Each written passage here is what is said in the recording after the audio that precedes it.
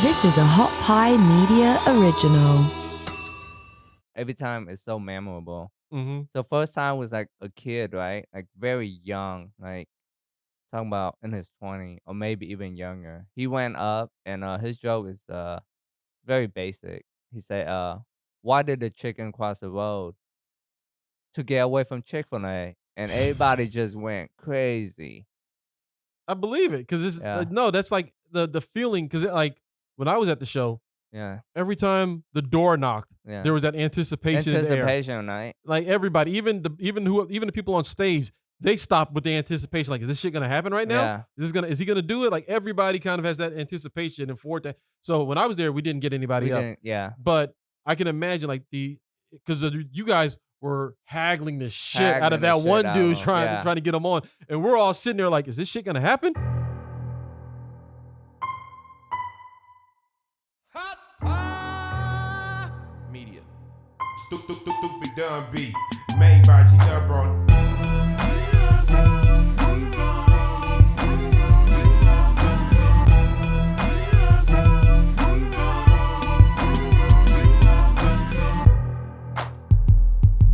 Welcome to the gray area. Here's your host, Aaron Cheatham. What up, guys? Welcome to the Gray Area Podcast. It is me, your boy, your host, Aaron Cheatham, in the place to be. We got a hell of an episode lined up for you guys today. First, like I told you guys last week, there's going to be some changes coming to the show, so we're just going to get that out there right now, and then we're going to go on with the rest of our day. So coming up next month, we're going to be rebranding the show. Now, we just celebrated our 1-year anniversary here at Hot Pie Media with Gray Area. And as you can tell, if you've been watching with any regularity, the show doesn't look the same as it did a year ago. In fact, a lot has changed over the past year. This went from a 2-man show to just me. Chad bounced to go do his own thing. And when he left, the whole vibe of the show changed. And to be honest with you, this doesn't feel like the Gray Area that we had, the concept that we had came up with to begin with. So now we're going to rebrand it and change it into something that does match what we're doing now. Plus, I think it's going to make it a little bit easier for people to find us. I mean, if you go and Google Gray Area, you're going to find a whole bunch of other stuff. It's really hard to find us. So we're going to roll out a new show, new look, new logo, new name, but you're still going to have me. And it's going to be the same enjoyable content that you guys have been having for the past 6 months or so. But now the whole vibe of the show is kind of going to reflect where we're at right now. Things happen, things change, shit doesn't stay the same. But you know what will stay the same? The good, fun time that we're having right here at Hot Pie. So don't be surprised. A couple weeks from now, you go looking for Gray Area and it's not there. I mean, it'll be there. You can still find all these episodes. Everything that we've done over the past year is still going to be accessible for you. But going forward, we're going to have a different name, different look, different vibe. But it's going to be the same good old Cheatham time right here. Speaking of which, don't forget, next week is our game board show of the month. We're going to be playing games. It's the last Gray Area games ever. After that, it's going to have a different name because we're going to have a different name. And I'll tell you what, next week, during the game show episode, we will be displaying the new name and give you a sneak peek of the new logo before we go live with it in February. I believe February 9th is the day. Is that what we said, G? The 9th or the 16th? The 9th. February 9th is we're rolling out the new thing. Because you know how the corporate shit goes. You got a thing and you want to switch it up. You got to, rebrand and stuff. It's all about rebranding. Throw some new flashy lights on it. Look, we're going to throw new flashy lights, new coat of paint, put some hydraulics on this bitch, but it's going to be the same engine under the hood.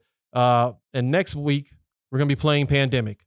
Pandemic, if you haven't heard of it, it's a great game. It's not based on what we're going through right now, but we're going to be bringing in some people that you recognize, some old friends, and we're going to be playing our first cooperative board game where us here, the Team Foxman, will be trying to stop the spread of 4 deadly viruses across the globe. It's a lot of fun. I guarantee you guys are going to enjoy it. That's on the YouTube side. On the audio side, if you're listening on the audio platform, you're still going to be able to hear interviews and stuff. In fact, this episode that we're doing today is going to be split into 2, so that way you guys will still have content if you don't want to watch the board game episode. But it will be on YouTube only. That's a YouTube exclusive, the board game episodes going forward. So I hope you guys enjoy it. So now Let me read some ads for you guys, and then we're going to come back with our guest for this week, one of my favorite comedians. He just released his new special, Pigeon Confetti. Tai Nguyen is coming in, and when we start that interview, we're going in hot. We're not doing no intro. We're not going to pity-pat around. We're going to read these ads, and we're going to jump right into me and Tai just shooting the shit, and hope you guys enjoy it. This podcast is brought to you by BetterHelp. Is there something interfering with your happiness or preventing you from achieving your goals? BetterHelp will assess your needs and match you with your own licensed professional therapist. You can start communicating with them in under 48 hours. Now, this is not a crisis line. It's not self-help. It is professional therapy done securely online. There's a broad range of expertise available, which may not be locally available in many areas. The service is available for clients worldwide. You can log into your account anytime and send a message to your therapist, and you'll get timely and thoughtful responses. Plus, you can schedule weekly video or phone sessions so you don't ever have to sit in an uncomfortable waiting room as you do with traditional therapy. Visit betterhelp.com/gray. That's betterhelp.com/gray, Gray, and join the over 1 million people who have taken charge of their mental health with the help of an experienced professional. In fact, so many people have been using BetterHelp that they're recruiting additional therapists in all 50 states. Special offer to Gray Area listeners. Get 10% off your first month at betterhelp.com/gray. That's betterhelp.com/gray. Hey guys, I have an important message for every man setting a fitness goal in 2022. Listen, going to the gym is hard. And going to the gym and not seeing any improvement is even harder. If your hormone levels are out of whack or declining, you're going to have a more difficult time building muscle. This is why I'm excited to share today's sponsor with you, Let's Get Checked. Let's Get Checked is the leader in at-home testing. Here's how it works. You simply go to their site, order the male hormone complete testing kit, and it arrives at your door in a small, discreet package. Nobody's going to know what it is. The mailman, your neighbors, snoopy, nosy people, they're not going to know what it is. All right? It comes in a discreet package. From there, you do a small finger prick and send the sample back to their lab with a prepaid shipping label that they supply. In 2 to 5 days, you're going to get your results completely online. If necessary, a nurse will then contact you for a consultation over the phone. I think every man in this audience, in my audience, in the gray area metasphere, should consider Let's Get Check's male hormone complete test. It is the perfect kit to get a comprehensive look at your male hormone levels. You'll get a look at your testosterone levels, SHBG, free androgen index, estriadiol, cortisol, and prolactin. A LGC physician will review your results, and their dedicated team of nurses are available 24/7 and will call you to explain your results. Their labs are CLIA approved and CAP accredited, which are the highest levels of accreditation. And the entire process is HIPAA compliant, which means your data is never shared with anyone. Stop guessing what your levels are, and don't let your hormones hold your progress back this year. Get tested and get 30% off at trylgc.com/gray30. Again, that's trylgc.com/gray30 and get 30% off your entire order. If a black person gets a phone call that says, yeah, Mr. Cheatham, so we have this issue and we're going to need you to turn yourself in. How does next Wednesday sound? Yeah. Oh, nigga, I wish. Yeah. Because usually when they come, it's a knock on the door and there's a motherfucker looking in your window. I know somebody's in there. Yeah. Police, open the door. You know, that's how they come get you now. Yeah. Yeah. If you get to the level where you get a phone call, Yeah. you're look here, it's just going to be 6 to 12 months. Yeah. Minimum security. You know, it's basically an episode, a season of Survivor. Yeah. You know, yeah. I wish I can get there. Dude, I know a white guy. He's a comedian. Mhm. Like, he hasn't done his taxes in like 10 years. And yeah, to him, it wasn't a big deal. Like, I'm always scared. Like, if I don't do my taxes, the IRS is 10 gonna get years? me. Yeah, 10 years. Look here, if I'm 3 cents short at the register, Yeah. I'm concerned. Yeah. Yeah, let it be 268 and I got 265 on me. I'm concerned looking at security. Like, if Yeah. they about to come escort me out of here, what level of success do you got to be at that Well, you can get away with. He's not even successful. He's like a stand-up comedian. But he's a white Portland, guy. Arrogant. Yeah, he's a white guy. See, me and you got to be concerned about shit. Yeah. Me more than you. Because you can fucking pull that, I don't speak English, and fucking get, they'll give Yeah. you a little leeway. Yeah. They know my black ass know the law. I mean, I have a joke that goes, being Asian is the next best thing to being white in America. It's pretty close. Yeah. Like you're like the off-brand white. Like if Yeah, you can say that. yeah, like if Pepsi is white, Yeah. you're like that whatever the off-brand. You're like a RC Cola. Yeah. Which actually I love RC Cola, but like Yeah. yeah, Yeah. facts. If that's Pepsi's white, RC Cola, and like we are fucking great value, grape soda. Like made with Splenda. Like Yeah. Oh shit. We didn't even really officially Dude, start this thing right. That just made me realize. What's I up? just realized most of my jokes are about race or self-deprecation. Like 90% of my shit. That's what it's about. Yeah, I'd say Yeah. that. I've seen your material enough that I can 100% Right? co-sign it. Yeah. Yeah, race or self-deprecation, or the other 10% is like sex. Yeah, but you don't even go into that much. It's mostly Yeah, I race don't go into that much. Yeah. race and self-deprecation. That's 100% your set. You know what's crazy? Huh. I think that's because maybe growing up, those are the jokes I made amongst friends. Because I hang out with not of ethnicity, so Mhm. we would joke about race all the time. And like so when you were growing up, you grew up here and for the background for the people. Yeah. Uh I was born in Vietnam and when'd you move here? when I was 5. Mhm. I'm 34 now, so I've been in Texas for 29 years. And I've asked you this before, but how do you still Have the accent? talk like this? If you've been here, you went to Pflugerville High. Like Yeah, how do you still yeah. talk like this? I have a joke about that too. That joke go, yeah, when I tell people I live in Texas for 29 years, they're surprised I have an accent. Well, let me tell you, this is not an accent. I just speak retard Texan. No, Ty, this is a choice. You choose to speak this way. You're like, I could learn. You like, I can learn the dialect and speak that way, but I don't want to. I'm gonna talk like this. I think I never had any formal dialect like training. Like speech Speech, training, yeah. like at a young age. Yeah. I didn't know till I got older that when Americans speak, right, it's like their tone inflict based on their emotions. Mhm. So I'd never done that because in my language, you just speak it. You don't put emotion. Really, in Vietnamese, like there's no voice influctuations in it. Not really. There is if like you're mad and you say something, Mhm. but American, they do it way more even when like they're telling stories. and See, I stuff. thought it was the opposite because I know, like in Mandarin or Chinese, it's a lot of voice. Like if you say it in this tone, or you like the way they say, like there's different influctuations in the tone just in one word. For it to, like if you go up, it means this, but if you go down, it means this. Like so I thought that it was like that across the board with Asian languages. Dude, you know what? I might fucked up in 2 languages, like English and Vietnamese too. And I have a joke about that. My joke was, You retarded in both languages? yeah. So when I went back to Vietnam, right? They say I speak Vietnamese with an accent Oh, you gotta be too. crying already. Yeah. So yeah, I speak Vietnamese with an accent too. Really? I know. Yeah. So like you sound Texan to them, maybe? I have an accent that they can't like recognize. It's kind of like, yeah. I feel like I'm stuck in the middle. Like So, but you've been here for 29 years. I've been for 29 years. I was here before Mopac had purpose. Jesus.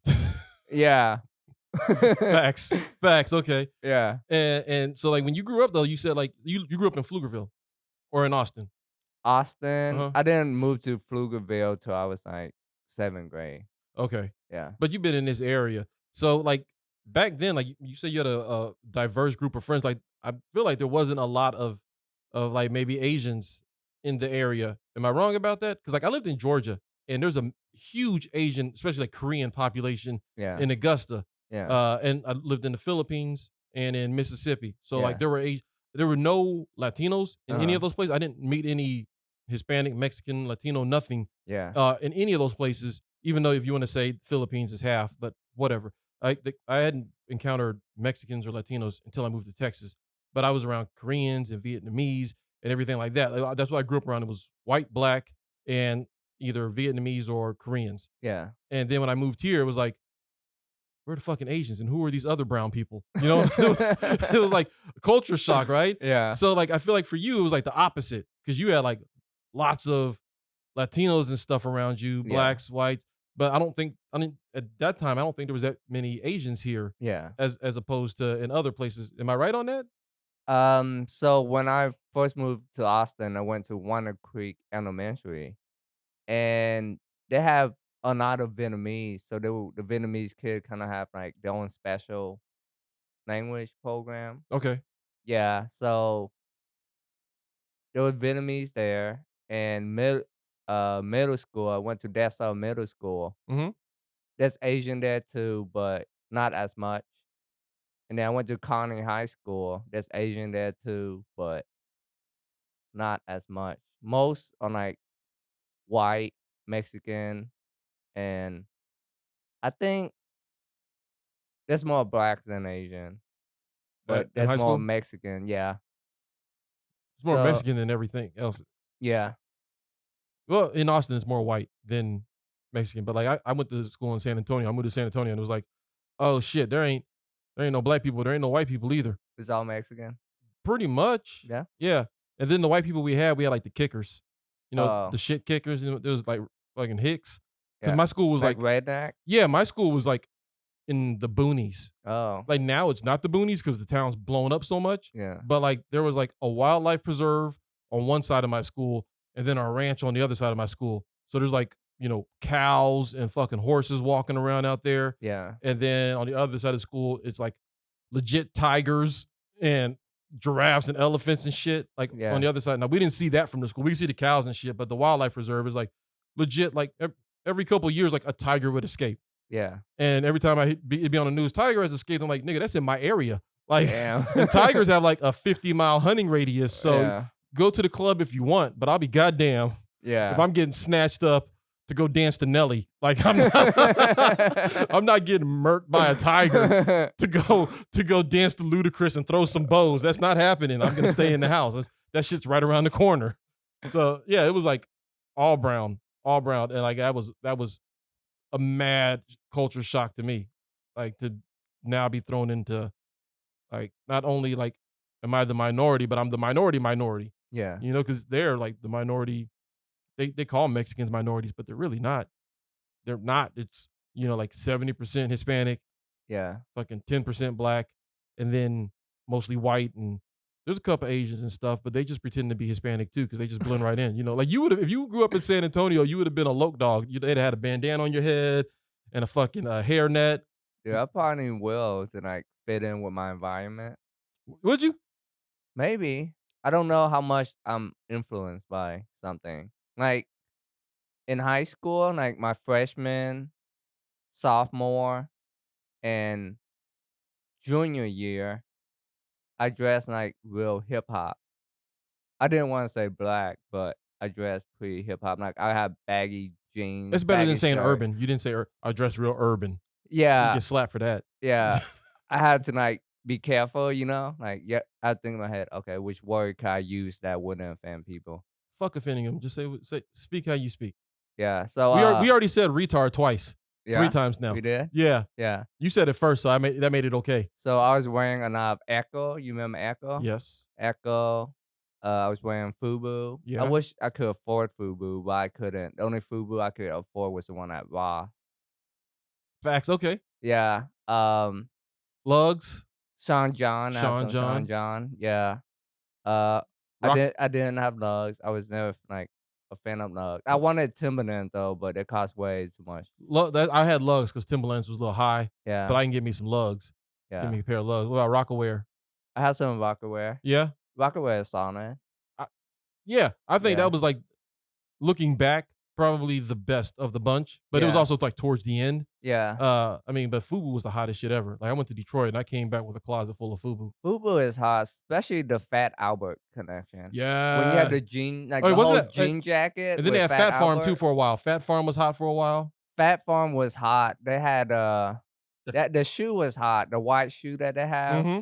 that was hot. But you're right about that Fat Albert collection. That Fat Albert collection went hard. Went hard, like Super hard hard. as shit, man. Yes. G, did you fuck with the Fat Albert collection? Did you fuck with FUBU at all? I forgot. You are an island boy. Dude, this interview made me realize how old I am. Like, Yeah, look, yeah, we are. we are like, We are. yeah, But it's so, okay. Yeah, we know what FUBU is.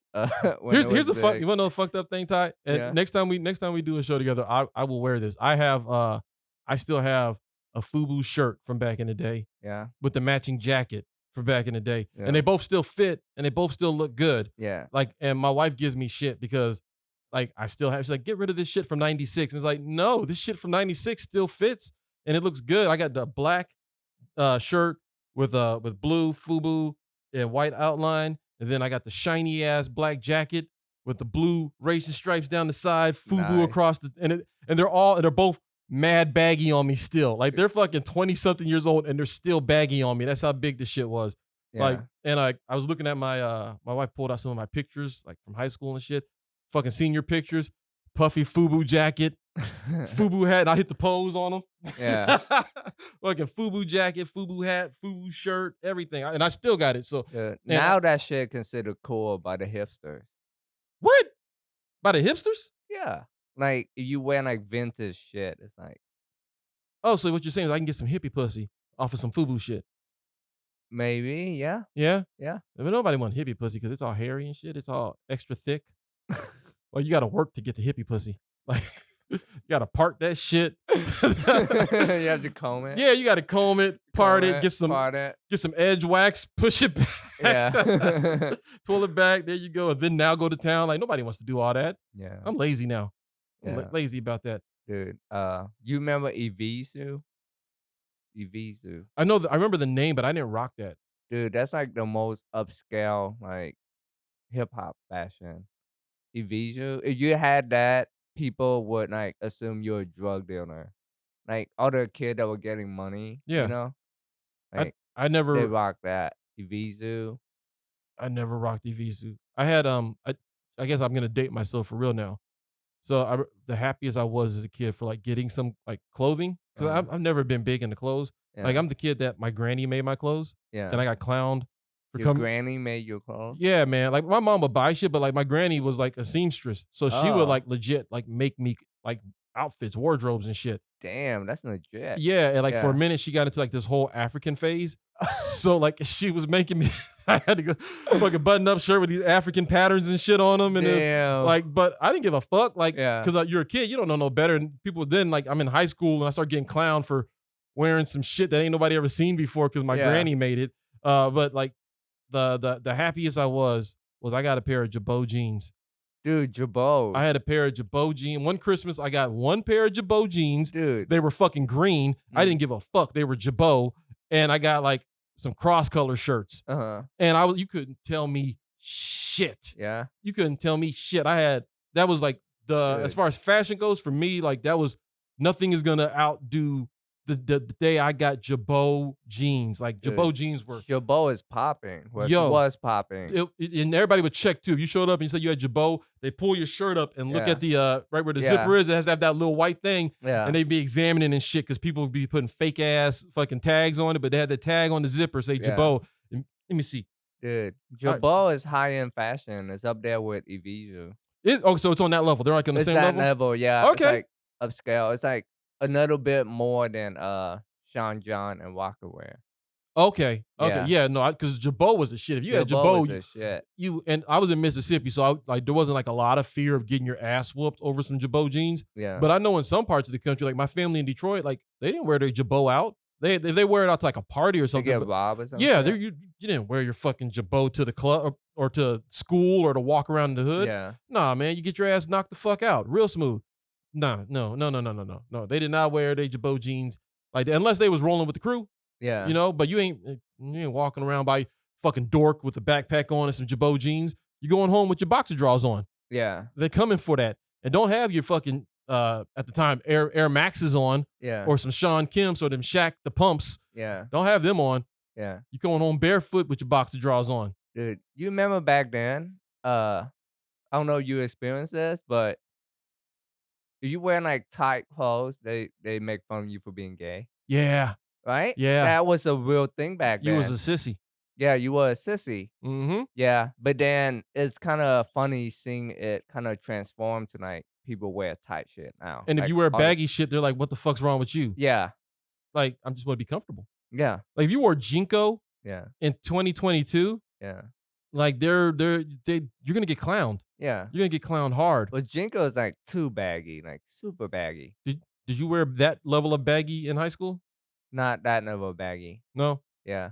But Jinko, the people I saw wore it were like raver, people that rave and stuff. Yeah. Yeah, that shit is like baggy to the point where like I'm thinking, dude, how can you walk around while getting your pants dirty? Cause like cover your shoes and shit. Yo, that's that's a good point. Yeah, Yeah. No, because I was always like, there's got to be another one of you in there. yeah, Those pants are those are straight out of the clown car. You just got out and there's like 3 more Jinko wearing midgets underneath you. yeah, Like, you can't do that. Like, yeah. nah, that was way too. I never got into Jinko. Yeah, But no, definitely not like Jinko. baggy shit. Like, I had an out Dickies too. Cause they Oh, were really? affordable. Yeah, the Dickies shorts. I have a bunch of them. you know what? I don't know if you did this, but like my level of bagginess that I would rock was I could wear basketball shorts under my pants. Uh-huh. Like, so I would wear I like, used to do that too. yeah? Yeah. Okay, yeah, because Yeah. that's the level of baggy. If like you would wear basketball shorts under your jeans and you'd be comfortable still. Dude, it's so crazy back then. I don't know why I did it back then. I would have underwear, basketball Uh-huh. short, and then jeans. You know why? Because Why? a game could pop off at any time. Nick, you ain't talking shit about me. Let me take these pants off. I Yeah. already got my shorts. I'm ready to hoop. Let's go. Like, let's do this.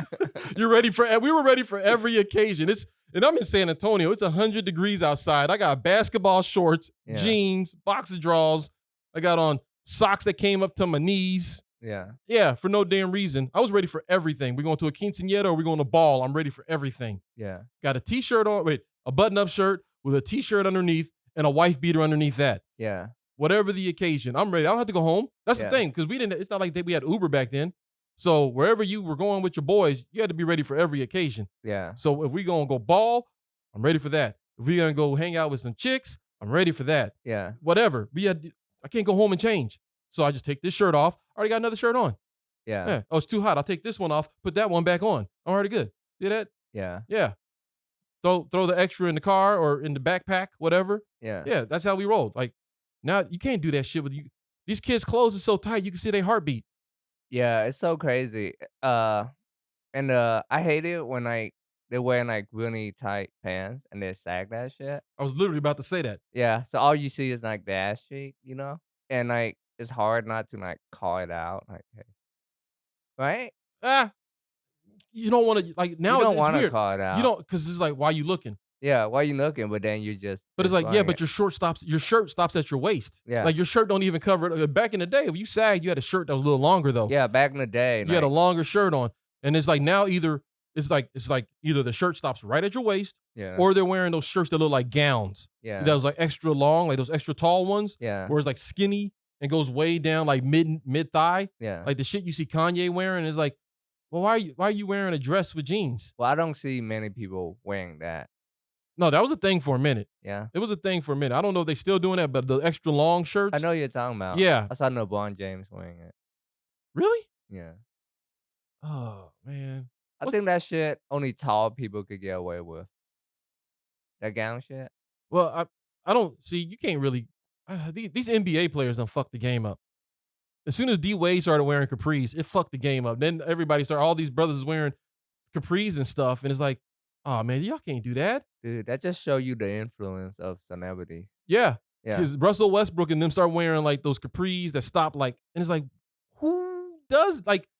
I used to get clowned on if like, so I got this thing where like at my height it's hard for me to find jeans that fit me in my waist and my length. Uh-huh. So for the longest, I would just have to get pants that. The reason I sagged is because all the pants I got didn't fit my legs. Yeah. Especially in San Antonio, like they didn't sell a lot of pants that were my size. Yeah. So I had to get pants that were too short and then sag them. Yeah. And if I didn't sag, then I got made fun of for wearing high waters. You know, you walk around and go, oh, you waiting on the flood? When's the flood coming? you know, because my pants would be above my ankles, and I would get clowned for that shit. Yeah. It's like now they do it as fashionable. Yeah. But when I was doing it, I got clowned for that because it's like, yo, you can't get no pants that fit. No, I can't get no pants that fit. Yeah. Like, I don't think you've ever had that problem. Dude, I realized when I stopped being baggy. After high school, I went to community college. Uh-huh. And after that, when you're in community college, right, you see what like adult dress like. They Yeah. just dress regular, and that shit fit. So I was walking around campus, Austin Community College, and I realized, damn, I look like a kid, and with my baggy clothes. Dude, you know what? I never thought about that, but you're right. Yeah, Yeah. It wasn't even when I went to, because I went to college in Fort Worth, and it wasn't even then that I noticed it. It was when I moved back to San Antonio, and I went to community college for a semester, yeah, and that's when I started changing my fashion. yeah, It's something about community, because even on a big campus, yeah, people are still trying to, they're still trying to stunt. yeah. At community college, hope is gone. You ain't stunting. Hope is gone. Like you go to community college, you're around a bunch of depressed people. We got jobs and shit. We ain't got Yeah. time to be stunting. People We gotta go to work right after this class. Yo, I'm dressed for work right now. Oh yeah, Yeah. So that's when like I guess I stopped like trying to be cool or something. Like there's like nobody to stunt in front of. Right. Yeah. So I just changed my shit. That's interesting. And you went straight from high school to community college?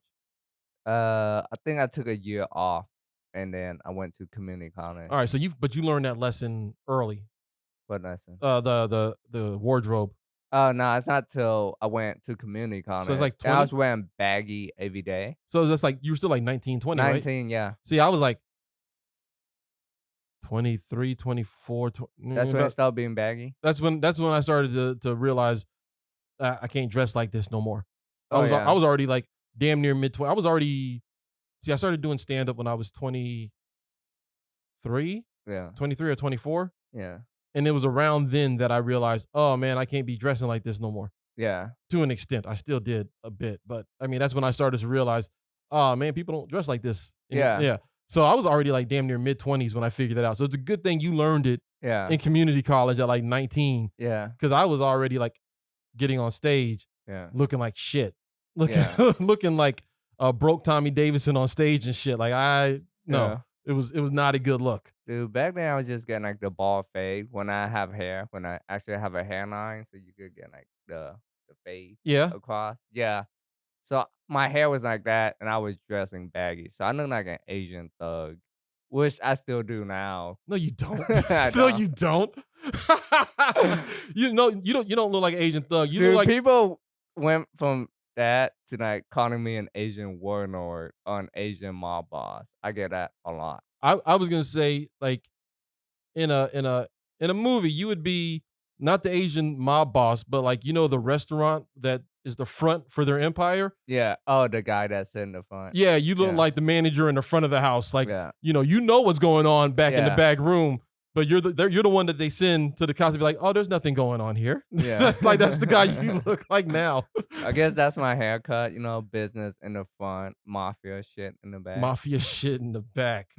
That's fucking hilarious. And actually, you're LeBron in the front. Yeah, in the blonde. LeBron in the front, Uh-huh. and then straight fucking Randy Savage in the back. Randy Savage. Dude, I thought you was gonna make another basketball reference. I couldn't find another You couldn't basketball. find- yeah, I was went real fast. Yeah, like, I can't went find- through my head, right? I was can't like, think of another. Yeah.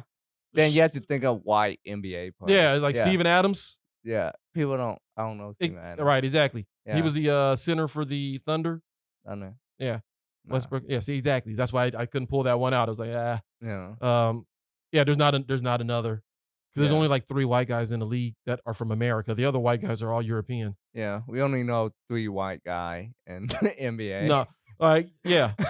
And Hold on, what's real his talk. name? Stephen Curry is one of them. Steph Curry ain't no. I know. I'm fucking with you. Oh shit, he's half. He's not even half. His mom is black. What am I talking Oh, about? Dirt. But he's a European one. He's European. He's a European. You can't think of. I can't name, but maybe 2 or 3. Dirt. Steve Nash. He's gone now. Yeah, in the league currently, it's Yeah. Steven Adams, Yeah. Grayson Allen, Yeah. and I only know that because I was watching the Bucks game last night. That's the only Yeah. reason I know that.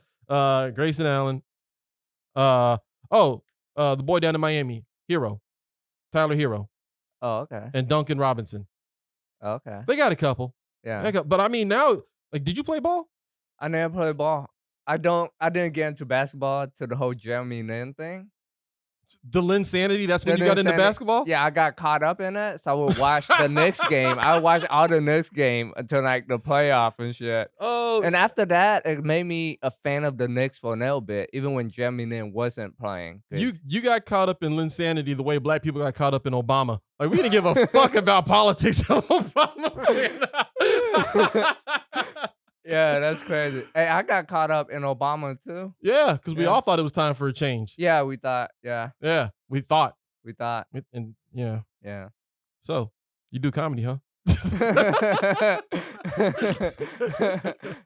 On a real tip, because we just been bullshitting. We just been talking, and this has been fantastic. Yeah. Like, this is like Is the that a theme? not really. We're just No. talking. This is Yeah. like the shit we do in the car on a road trip. Yeah. Fucking, you know what's funny? I tell people this story that last year, just about 11 months ago, we had that big winter storm come through. We did. And you and I were performing the day before the snow came. Like, we drove home from Temple, Texas as the snow started falling. Like, we had that show in the parking lot. we did. We had the parking lot. We had 2 shows that day. Yeah. We did the parking lot show in Round Rock. Yeah. And it was like 24 degrees outside, but like the wind was blowing like 40 miles an hour. So Yeah. it felt like it was like -3 outside. Yeah. You didn't have a hat. Yeah. You didn't have no gloves. Yeah. You gave me a beanie. I gave you my beanie Yeah. because we went first so that we can hit the road and get to Temple. Yeah. But that was the most miserable set ever. Like, I've never yelled at an audience. And we Yeah. had a good crowd that day for one of those drive-in shows. Yeah, they were into it. We had like maybe 20 cars out there. Yeah. And I was just like, fuck all of y'all. Fuck every one of y'all. Like, I'm out here freezing and you're in your cars and heaters and shit. Yeah. And I'm dying. And then you went up next and I was like, poor Ty's gonna fly away. This wind is blowing so hard. And when you got done, like, your hands were all red. Yeah. That Dude. was miserable. Then we drove to Temple Yeah. and we did our That shows was there. great. That temple. That Temple show was nice. Yeah. And then we drove back and literally, like, as we were driving back from Temple, Yeah. like the snow started coming down a little bit. And like when I drove from your crib back to my crib, it really started snowing. Yeah. And then I didn't think anything of it. Yeah. I just, okay, a little snow. Yeah. And then next thing you know, you wake up in the morning and it's fucking snow everywhere. Yeah. And then it didn't stop. Yeah. And then it was like a whole week of it. But it was like, we didn't know at the time, like, oh, this is about to be some real shit. Yeah. We were just like literally just doing our thing Yeah. the night before the fucking winter storm 2021 came in. It's like, Yeah. we just fucking out here being comics. Yeah. Shit is Pretty crazy. Like checking the news the next day, seeing like car accident shit, people sliding off the road. Right. Yeah. And I remember I had a show. I threw a show at Santa Cruz, right? Mhm. And it was Valentine. It happened on Valentine Day. A Mhm. snowstorm, like the day of Valentine. Yep. And I had so many pre-sale tickets, right, that I kind of didn't want to cancel the show. But then, yeah, I had to because like all the comedians were dropping out. So If you'd have asked, I probably would have come anyway. you would have came. Yeah, man. I'm stupid. I would have come. How are you gonna get there? I Ice got- skating? No, I would have strapped some tennis rackets to my feet. Yeah, and then just Got me a couple of snow dogs. dude, you'll be like the revenant of stand-up comedy. I am an idiot like that. I would Yeah. have done it. I would have figured out a way. I Dude. don't care. I would have figured out a way to get there. Yeah, on your way there, you get attacked by a grizzly bear, but you still made it there. You killed a grizzly bear. Yeah. In time for your set. And then it's like, I'm only gonna do 15. I don't think I'm gonna make it, y'all. So I call me an ambulance. I did a show once. I've done shows like where it's like I don't even know how I even performed. Oh yeah, you're yeah. so under the weather. Oh yeah, man. Like I remember I did a show with Strep once. I did 30 minutes with Strep, and that's thank goodness. Honestly, I was like, it's a good thing that I was headlining yeah, because I wouldn't want anybody to have to follow me and take the microphone afterwards. yeah. But like I told them, like it was for Marcellus too. Mm. You might have been at that show. Come to think of it, it was for Marcellus. But I had like strep throat. I did like 30 minutes, and I wasn't there, but I think I know where. Was it at Bahati? yeah, Yeah, it was at Bahati. Like the first one I did at Bahati, yeah, and a fight broke out in the middle of my set. Really? Yes. Over what? Nigga shit. Yeah. Like, I don't, because it's, all right, so Bahati is like a chicken spot. Yeah. And it's, and he promotes it as like an urban show. And it's mostly like, black people in that area shopping there or whatever. Yeah. So it's like it's a chicken joint. Great chicken. And they do have some bomb ass chicken. It's shut down now. Is it? Yeah. I'm not surprised. It's near my house. Like, I drive past it like all the time. Yeah? Going to like Walmart and shit. Yeah, it's shut down. I didn't know that, but I mean, Yeah. I'm also not surprised with the pandemic. Like a lot Yeah. of It probably businesses took shut 'em the out. fuck down. Yeah. They You serve. probably don't want to be eating that shit because it's like It's probably high they probably had cholesterol, the right? same chicken from before the pandemic in there. Like Yeah. it's that same shit. It's been in the freezer for a year and a half. Yeah. It's still good. Just wipe that frost off. We'll cook this shit, right? Yeah. They serve beer there too. It's like a bar too, right? Yeah, they have beer. They have Okay. alcohol. So yeah, it's like beer, chicken, and then they had like the comedy set up in like this corner, the front area. Yeah. And like the setup was always fucked up. Like the sound was always fucked up. Like I remember that particular day, like you could only walk in like a 3x3 square. Yeah. Because if you walked outside the square, you start getting bad feedback. Yeah. So you had to like stay in this little box. Yeah. So like I'm trying to like stay in that box, going through my shit, and two dudes get into it at the door, and another dude like it was like they were arguing back and forth, and then one dude mushed the shit out of the other dude in the face, like mushed him out the door, and then the other nigga was like, "No, you don't," and then like he fell. When he mushed him, the dude grabbed him by his shirt and pulled him out with him. And I'm watching this because it was happening behind the four people in the audience. The four people there like couldn't see. Oh, you have 4 people? I performed in front of 2. Yeah, it was like 4, maybe 6. It wasn't a lot. And I think they were like girlfriends of and then a couple people that worked. Anyways, Yeah. they didn't see it. I'm watching this dude get mushed, and then like you play games. You know how like when you throw a grenade right before you die in like Call of Duty, and it's like from the grave death. That's what it looked like. He mushed this dude. And it's like from the grave. He snatched him by his shirt and pulled him out the door. And I was like, oh shit, it's going down, y'all. Worst thing I could have did. Because they didn't give a fuck about what I was talking about after that. Because everybody turns around and there's like, oh, we gotta go see what's going on. And it's like, oh, well, there goes my whole audience. Now everybody's outside watching the fight. Like, and then they all come back in. Oh, these niggas ain't shit. Oh, that was weak. Oh, that was well. So as I was saying, why the chicken crossed the road? It was like, I just ruined my own set by telling them that shit was going down. Yeah, you should just like ignore it. But it's hard to ignore. It's hard to ignore when some shit like that goes down. Probably saw it and then they went outside. Right? And as soon as you acknowledge it, you kind of give them license to be like, oh, bet, let's see. But when they came back, do you resume your set? I never stopped my set. I just you just did it in front of nobody? I don't care. Yeah. I've performed for chairs before. I don't care. I performed for chairs before. Man, well, I know when you didn't perform for chairs at the Paramount Theater. Yeah. At the Paramount Theater when you did Pigeon Confetti. Yeah. Was that your second show at the Paramount? First one. That's the That's first my one? only one. I thought you did 2 at the Paramount. Okay. No, I only had 1 shot. And it was a Wednesday. A Wednesday. Yeah, because a Friday and Saturday, they charge you double. Really? Yeah, you have to put $500 down. Okay. Well, for you guys, Tai recorded a special called Pigeon Confetti at the Paramount Theater. It's hot shit, real talk. How did that come about? You did that with Chris Castles, right? He helped you out with that? Yeah, he helped me out with that. So the thing was, when I started comedy, right? I thought like, you become better by retiring your old material. Mm-hmm. So I felt like I had an hour worth of material, and I wanted to, shoot it, just put it out, and then move on with life, right?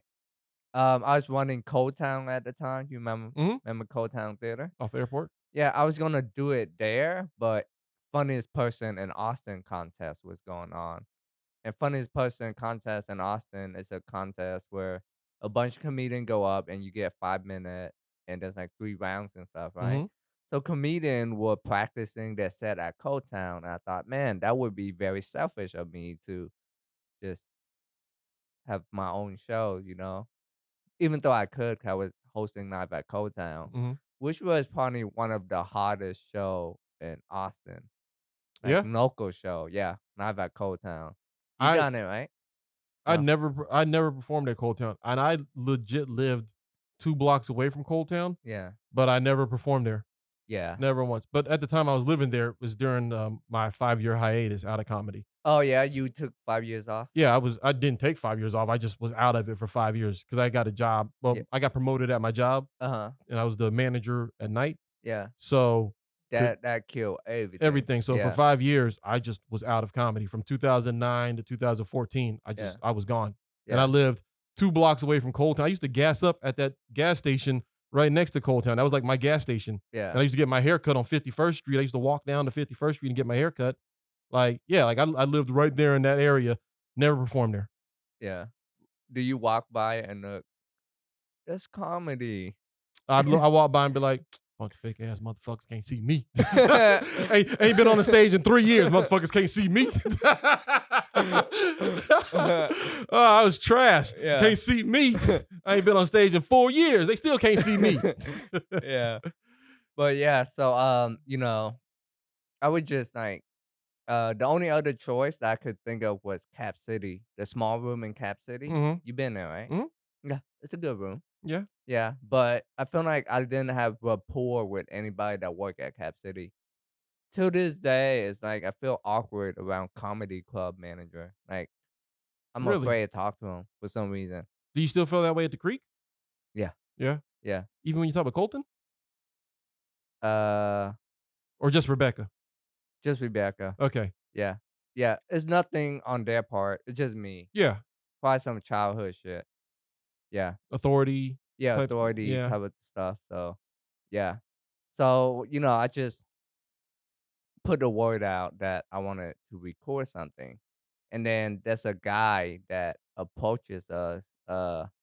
He used to do plays at the Paramount and stuff. So he's like, "Yeah, why don't you do it at Stateside Paramount? It's only 300 seats." And he really put inside my head that I could fill it out. Even though looking back, that's crazy, you know? Yeah. Now when I throw a comedy show, I'm like, I'm happy if 30 people showed up. Right. Yeah, but back then it's like inside my head is like a huge vision. It's like, wow, if I do this, even if I fail, I still did it at the Paramount. Mm-hmm. Yeah. So it took him to do the booking and stuff. The thing is, right, when you try and book the Paramount, they try and curve you. How so? Like you email them, they might respond some shit, but if you don't like follow up like repeatedly, then they just let you go like fall away. Hmm. The thing about this dude is he's a good businessman, so he was handling all of that. If I was handling myself, I was like, oh shit, I got rejected. I'm done. Yeah. Yeah. So he was able to like book it, going back and forth and stuff, and book it. And he's just the dude you met, or is like a guy that you like knew for a minute? I just met him Really? then, and he knew Chris. Okay. Okay. Yeah. So that's how that happened. Got So you. yeah, so I didn't think that like it was possible until we put down the down payment. That's when I knew, oh shit, it's really happening. Cause we talking to him for like on like a whole month or something, going back and forth. Mhm. To where like, nah, it's not gonna happen. How much did you have to put down, if you don't mind me asking? $500. Yeah. You had to put 5 down? Yeah. They split the door with you or something? I think I forgot if I get to keep the money. I got to keep the ticket money. Okay, you kept the ticket money, Yeah. and they got concessions and all that shit? Yeah. Okay. Yeah. Still Uh, 5 down. Like how much do you think it cost you out of pocket to Maybe it was a grand down. I forgot. 500 or a grand. Okay. I forgot. But to make it worth it, if you want to make profit, I think I sold my ticket for $10. Yeah, I sold for $10. But to make profit, you have to sell it for 15 or 20 to make a profit. Because you're Gotcha. gonna have to spend money on promotion, like a lot. Yeah. Yeah. So it helped me kind of like know the business of stand-up comedy to where if you want to do big shit like that, you don't make profit until like you're kind of alone, you know? Mhm. Yeah. All right. And all in all though, like were you happy with the experience? Not so much like the product or the performance, but the experience. Yeah, I'm glad I got to experience it. It was like the most nerve-wracking plus it's very nerve-wracking and, it's almost exciting. Nerve-wracking and exciting. I was fluctuating. Yeah. Yeah, cause I remember, like, 2 days before the show start, right? I only sold 1/3 of the ticket with all the promotion I've been doing, like, 2 months beforehand, like, going downtown, putting up poster, flyer, and stuff. And I remember I was delivering food for lunch drop and stuff and, Uber Eats and stuff. So I have a card that would sneak in people, like, food and stuff to promote my shit. That's fucking genius. I know I was doing that, and I don't know if it paid off, like, anybody eat the food and saw that shit, and, like, Imma go watch this guy stand on Is this the dude that delivered my shit? Yeah. Yeah, fuck that. Yeah, fuck this guy, you know? That's worse than giving people your rap CD or some shit. They just frisbee it. Yeah. Yeah. But it's better than like flyering people's cars. Yeah, Definitely better than that. yeah, I never done that. I never fly in people's car. That's the worst when you come out the club Yeah. and you got fucking 3 fucking party flyers or some DJ's flyer on your Yeah. windshield. I always hated that shit because as you're walking back to your car, you can see something on your windshield and you're like, please don't let that be a ticket. Please Dude, don't. it's usually strip club, like, I got on my car. See, how you? People promote strip club, like I ain't never got no strip club. damn Really? thing. Yeah, I Yeah. ain't never got a strip club on. I wish. I mean, when I parked downtown, like, under the bridge, that area. Yeah, Yeah, where the homeless people were. where they till were. They got moved out. Yeah, that when, like, my shit gets splattered. Hmm. But, back to the story. So, yeah, only sold 1/3, right? And then the next day, before the show actually started, I made front page of the Chronicle. Nice. Yeah. Nice. And then so that So the boosted up? day, like, yeah, so the day, that it actually happened, people were scalping for ticket. What? Yeah, people were scalping for ticket online. No shit. Yeah, So how many did you end up packing it out? yeah, Because it sounded like it was a full audience. yeah, Yeah. yeah. I packed it out. Congrats. Yeah. I have to, like, take out a few seats for the cameras and stuff. Mhm. So few seats, like, people couldn't get, about, like, 10 seats that people couldn't get. Is it like theater seating in there or is it like folding chairs? Theater, like a kinda like a movie theater, Gotcha. the style of seats. Yeah, yeah. Yeah. That's crazy. And the stage is like huge. It's a huge stage, yeah. What did it feel like up there? Dude, I was nervous and scared the whole time. Like, I feel like I couldn't do my best because I was nervous the whole time. So, watching that special, I feel like, damn, I could have done way more better. I wasn't relaxed at all. Mm-hmm. And that's one of the worst feeling, right? When you're performing, you're not relaxed. Yep. Because you feel like the best feeling is where you relax and you're just in the moment Mm-hmm. to where you don't count the time. Right. Yeah, I was just counting the time in my head. Yeah, that's how I felt when I recorded mine.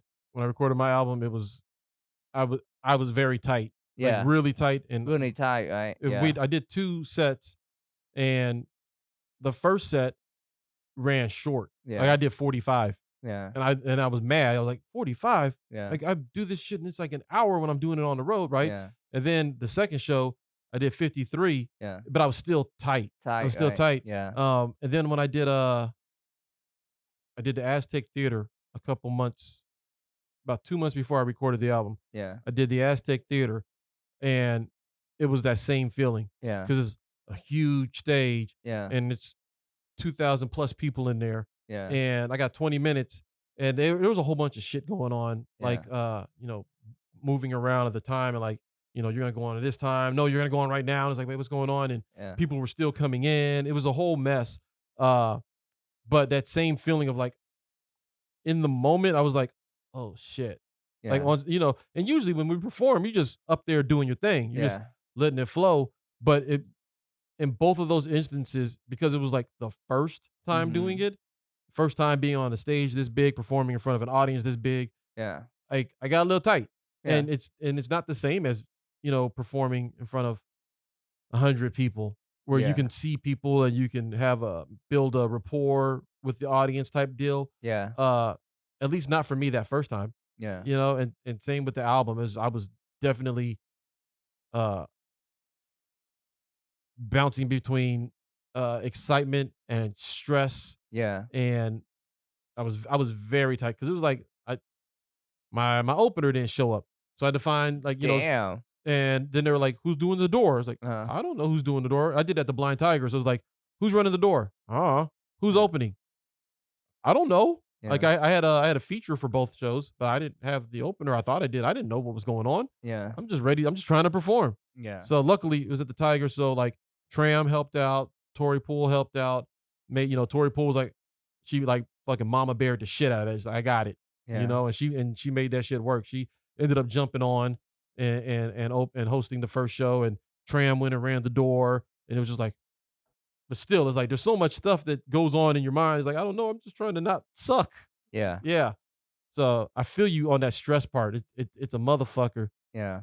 when you get up there, you've got like so much going through your head, but at the same time, you're in that moment of like, yo, I've actually did it. Yeah. I'm actually here.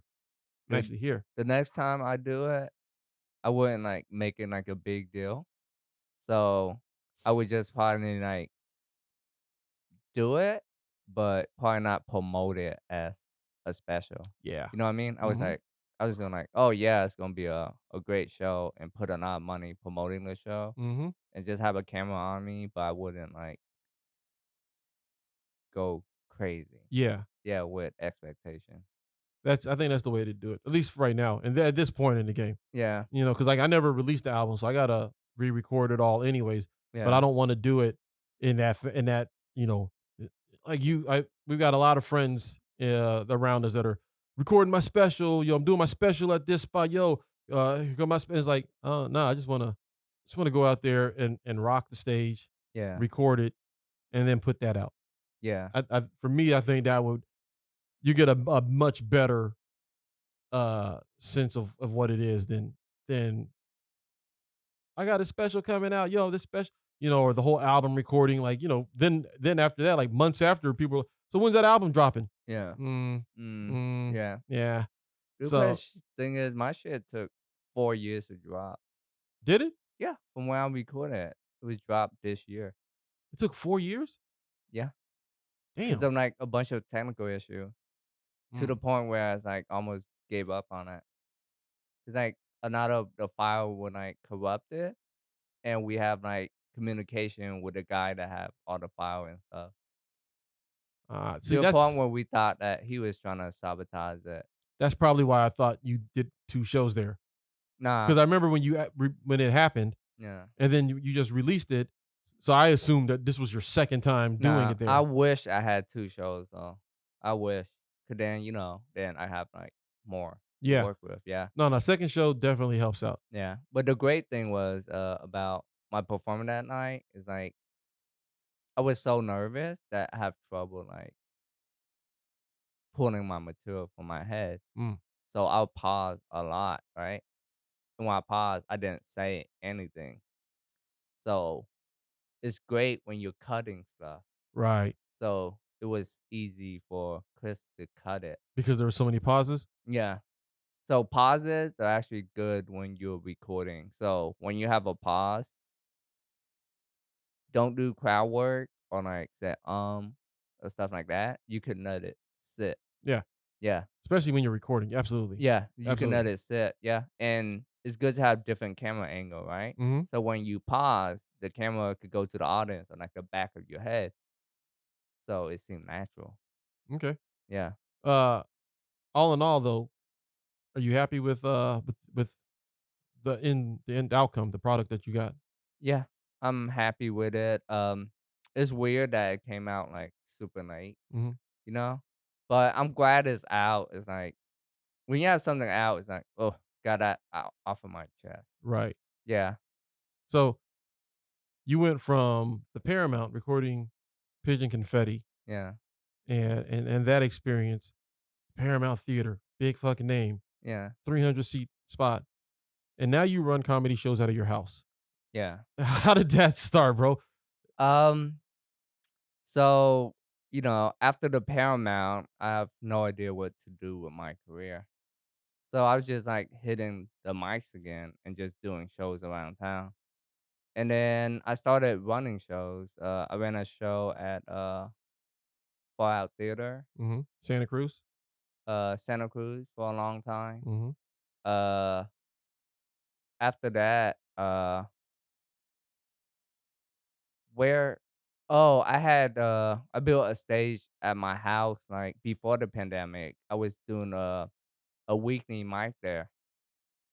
So, I kinda shut down during, like, the pandemic, Mhm. and then, after Santa Cruz, right, uh, I ran Santa Cruz for, like, half a year, I Yeah. would say.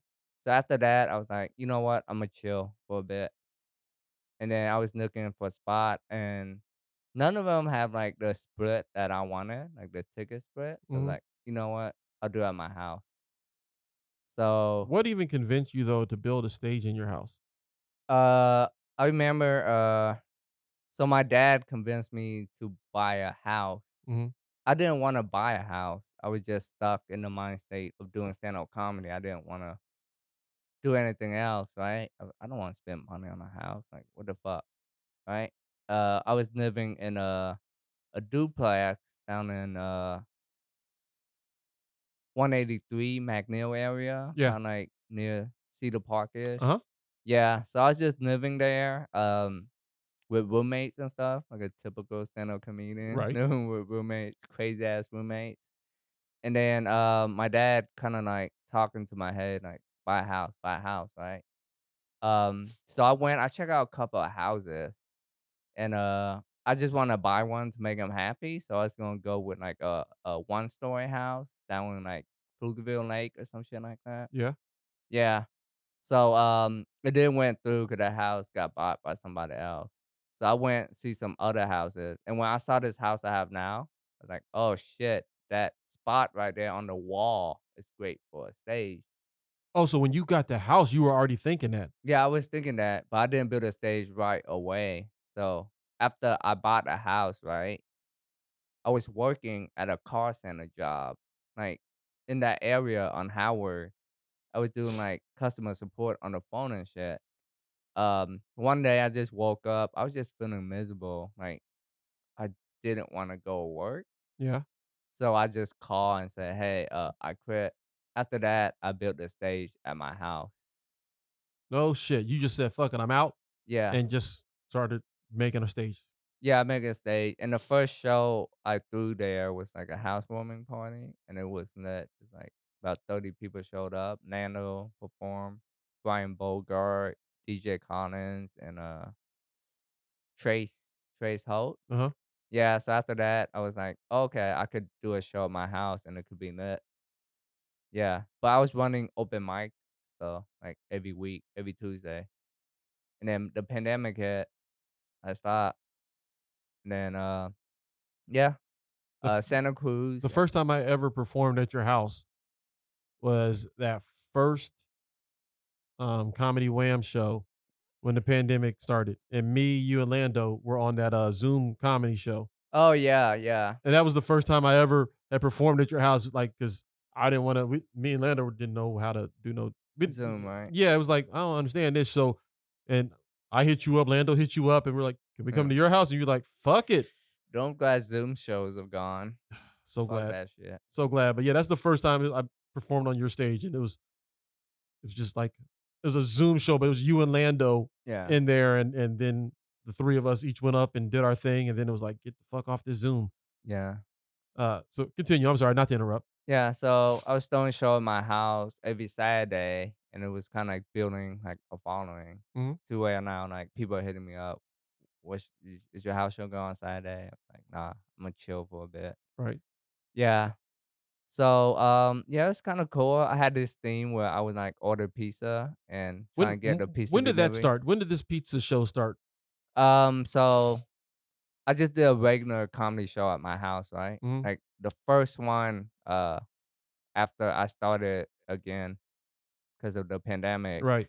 And then, afterward, I was, like, talking to an audience member and some stand-up comedian. We just smoked weed, and then talk about shit. And then, the audience member kinda came up with, like, the idea. After that, we just talked about the idea to a point where, like, "You know what? Imma do it." And it's the wildest shit, y'all. It's the wildest shit. Ty has the stage and it's set up in his living room. So if you walk into Ty's house, you open the door, the stage is directly in front of you. And then he's got a nice sized living room, stairs to go up, and he's got like, enough room to fit, but 20, 30, 20 chairs or so. And then you got the Yeah. couches and stuff set up. You got space in the kitchen. And what he does is he has a show and he orders pizza from 3 different pizza places, has it delivered. And when the delivery guy comes to the door, Tai opens the door and tries to convince them to come on the stage while the show was going on, to convince them to come on the stage and just tell a joke. And the shit is wild, legit wild. Yeah. I enjoyed myself, but so yeah, the idea came up, and you said, "Fuck it, we're just gonna do it." Yeah. Yeah. When I have an idea, right, and I'm excited about it, I know that I have to do it right away before it loses momentum. Yeah. So yeah. And so, and then the rest is history. You've been hitting the ground with this. How many times have you gotten a delivery person to get on stage and tell a joke? Let me see. I said 5. 5 Yeah. out of how many shows? Out of, I think I've thrown 8 show at my house since just 8 shows. So I was running it for 2 months, like, I think. Uh huh. Yeah. So November and December, maybe. Okay. I don't recall. No, I had. Oh no, I was running before that because I had a showdown Halloween too. Yeah. So I don't know, But you've had 5 delivery people get up on stage and tell a 5 or joke. 6. 5 or 6? Yeah. I remember like pretty much most of them. Cause every time it's so memorable. Mm-hmm. So first time was like a kid, right? Like very young, like talking about in his 20 or maybe even younger. He went up and his joke is very basic. He said, why did the chicken cross the road? To get away from Chick-Fil-A. And everybody just went crazy. I believe it because this. Yeah. No, that's like the feeling because like when I was at the show, Yeah. every time the door knocked, Yeah. there was that anticipation. In the air. Anticipation, right? Like everybody, even the people on stage, they stopped with the anticipation. Like, is this shit gonna happen right now? Yeah. Is he gonna do it? Like everybody kind of has that anticipation and for that. So when I was there, we didn't get anybody We up. didn't, yeah. But I can imagine like because you guys were haggling the shit out Haggling of the that shit one out dude of 'em, trying yeah. to get him on, and we're all sitting there like, is this shit gonna happen? Yeah. Is this dude and we're all like, this shit happens. Yeah. It's on. Yeah. So like I can only imagine like the anticipation when it actually does happen. Like Yeah. it's a pop. It's a big pop. Dude, we even got a guy that doesn't even speak English. Yeah. You doing it in Spanish? Yeah. So, because one of the comedians speaks Spanish, Leonardo Johnny. Yeah. Yeah. So she spoke Spanish. She got him on stage, right? And he don't know any jokes, so he sang a popular Hispanic song. And to my surprise, the audience knew that song. I never heard this song before, and they were clapping to it. Oh yeah? So he sang that, and then he got off the stage. Did you tip him? Yeah, I tip him. Do you tip more when they tell a joke? Yeah. Yeah. Yeah. Like I always tip on the app. Like I Mhm. tip like from $5 to $7. Right. Yeah. But when they do a joke, I give them $20 Oh, when see, they get up on stage. you should put that in the notes. Oh yeah. You know, because there's that section for notes when you order online. Yeah. And be like a potential $20 tip when you get here. Yeah. That way they know that yo, there's a chance I can get 20 off of this shit too. Yeah. That might entice them a little bit. Like, what I gotta do for $20? If I gotta show somebody my dick again, fuck it, I'll do it for that. Yeah. What's more satisfying to you? Performing or recording your special at the Paramount, or getting a delivery person to tell a joke on stage in your house? Jeez. What's more satisfying? Yeah. I would say the Paramount because it's something that's like harder to do. Mm-hmm. The pizza thing is kind of easy now that you think about it. It's like not that stressful. Yeah, but in order for that to happen, Yeah. you had to build a stage Yeah. and a backdrop, Yeah. get people to come to your house, Yeah. put on comedy shows at your house, Yeah. and then order pizza and convince somebody to get on the stage that you built in your house for the audience that you brought to your house. Yeah. You know what I'm saying? Like that's Okay. not everybody can do that. Yeah. So the thing was, right? Why? Is because the Paramount only had one shot. Now, if I get to do the Paramount every time, then it wouldn't be as scary. Okay, fair. Yeah, but my house, like, I had experience because I had shows there. I was doing open mic there. So, I was kinda nervous starting it again, this show at Mhm. my house. But after I started, like, every week, people came, so it's like, "Oh, okay." It's like so I had experience rather than just jumping in cold. Facts. Okay. Yeah, so to somebody else that sees it from, like, outside view, they think, "Oh, that's crazy. This guy's crazy." Right. Yeah. Are you crazy? How do you answer that question? Honestly, are you fucking crazy, Ty? I try to think different. Like, I try to think outside the box. Like, I try to do things that, other people aren't doing. So if that's crazy, then I guess I'm crazy. What is uh rainbow brain skull? Rainbow Brain Skull, it's like art made by this comedian named Raymond Nazer. Uh-huh. And he's like an OG Austin stand-up comedian that I look up to when I first started. Cause he had a stand-up special at Cap City in the big room. So before I even started doing stand-up comedy, I watched his special like over and over again. And he make art and stuff. And his art is very popular. I Okay. think his art talk about people's subconscious, tap into their subconscious, but he make it in like a cartoony way that's not like preachy. Huh. Yeah. That's one of the things. That's one of my favorite things about you, Ty. Like I fuck with you heavy, mostly because you are so supportive of people. Like you're one of the few people that I know in this town that, and it's not just recent, but it's always been this way uh, that you are always telling people to go check out other people's stuff. You've Yeah. always been very supportive of other artists doing things. It's not just comedy, but just art, hip hop, whatever. People are doing stuff like if you go to your Facebook page, you're always bigging up somebody. You're always telling people to support this person or check out this person, check out that person. And that's one of the things that I love about you. That's one of my favorite things about you is that you are so supportive of other artists and other people doing their things. Have you always been like that, or is that something? Is that a lesson you learned along the way? Um,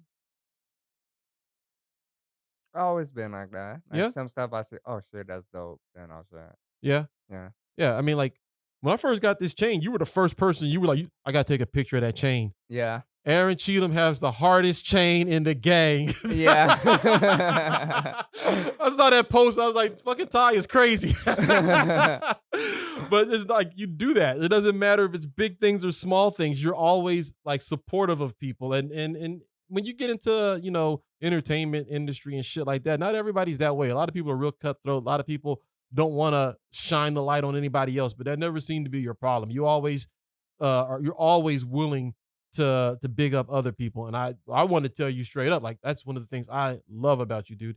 Like, Appreciate it. you it doesn't mean shit to you to support other people. You know what I'm saying? You're like, yeah, fuck it. I dig that. Hey, y'all check this out. I dig that. I like that you do that, man. Thank you. For sure. And one thing you shared with me is your love of crypto. You're big into crypto right now still. Are you still big into crypto? Are you still doing that? I still have investment, but I don't put a lot of energy into it, like attention into it. Right? So I'm just letting it sit. Like right now, I'm focused like just on comedy. What do you understand NFTs? Because I've been trying to understand NFTs, and I've been waiting to talk to you to ask you if you understood fucking NFTs. Yeah, I know about it. Do you understand how they work? Because so while I was gone, over the holidays in December, Mm-hmm. uh, so a fa- like I don't know how the relation works, but like a family member, Mm-hmm. uh, his brother Yeah. is into is an artist, Yeah. and he made a big chunk of change Mm-hmm. off of I don't remember the name. It's something Mouse, like some rapper or somebody that I've never heard of. Yeah. Was making an NFT and asked if he can use his signature in Mm. the NFT, Yeah. and he was like, "Yeah, whatever." Yeah. And he used the signature in this NFT, and then he ended up getting like a 6-figure check Yeah. off of that. Yeah. And I'm just like, I don't understand how the fuck. So is NFT just basically like artwork that's digital?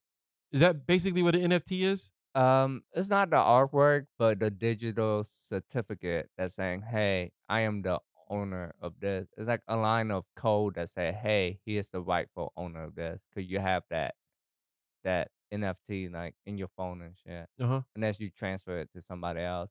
So it's like digital certificate that show that, hey, this is the right owner.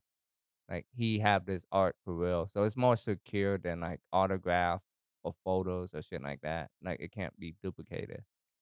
So it's just a certificate that's the And hype is about. so like if can only one person have an NFT to a like So if this was an NFT, so can so me and you both have a certificate on this NFT? Or yes. So the thing is, right, when an artist, right, they make an NFT, right? They make how many people could own that NFT. So they can make that, oh, only 100 people own this NFT. So those people would try and get it because they want to be like one of the 100. so that's how the price is so high because everybody's kind of outbidding each other to get an Yes. ownership of that thing. Yes, exactly. Oh. Exactly.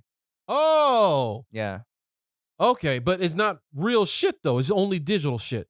It's not like I can give you we all own this TV. It's it's it's digital stuff. So it could also be a certificate for real stuff. Like if you sell a painting, right? Mhm. And you want this person to own this painting, to know that this is the real painting that you own, like you didn't steal it. So that person turned that painting into like NFT and they sent you the NFT, which is a digital certificate saying, hey, I really own it. I have the digital certificate. Oh. Yeah. So Okay. I have I'm not big into it Yeah. because I really don't see the value of it. I see the value of it like in other area, like real estate and stuff, showing like, hey, you own a house is a digital certificate, way easier than doing all the fucking paperwork and stuff. You just need that one NFT.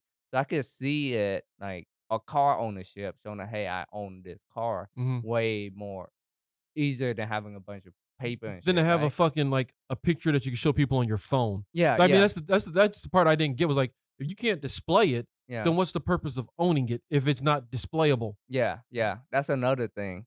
But I guess people are into you know, the digital aspect of it. What do you think the next thing to pop is that's coming up that nobody's really talking about?